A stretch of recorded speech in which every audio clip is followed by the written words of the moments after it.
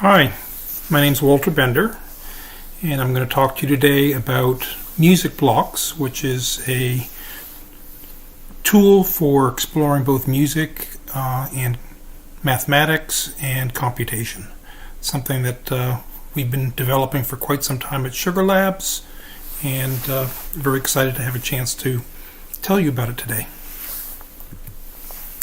So part of the inspiration for this project is there really is a very deep connection between mathematics and music, and it's been something that's been remarked upon by many different musicians over the years, and many of my colleagues at MIT who study mathematics or study computer science are also quite remarkable musicians. There's definitely something there, and although we know it instinctively, we don't really know much about it in terms of its actual substance, and that's really part of what music blocks is all about. In fact, one of the things that I'm most proud of is there's a colleague, a teacher who first used music blocks a few years back, and she said, I've been doing music all my life, and people have always told me there's a connection between mathematics and music, but I never understood what it meant until I used music blocks. So the inspiration for this project is actually from a paper from 1971 by Seymour Papert and Cynthia Solomon. And in that paper they describe, this is in the very early days of the Logo language, the first language dedicated to introducing children to computation. And they described a lot of different things: robotics, painting, different types of games. But a few of the ideas in the paper, a few of the things to explore, had to do with music. And these were actually ideas that were contributed by this gentleman, Marvin Minsky. Marvin is he passed away about a year ago now, but and his daughter Margaret actually is speaking at the conference.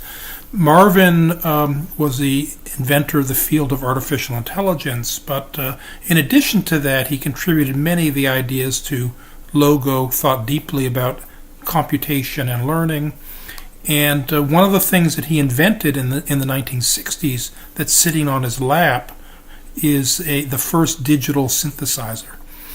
And when he invented the synthesizer, he and Ed Fredkin started a company to sell the synthesizer, and they distributed not just with a user manual, how to use the synthesizer, but also a book on music theory. So even in the 60s, Marvin was thinking about music as a pedagogy, not just music as something that you do.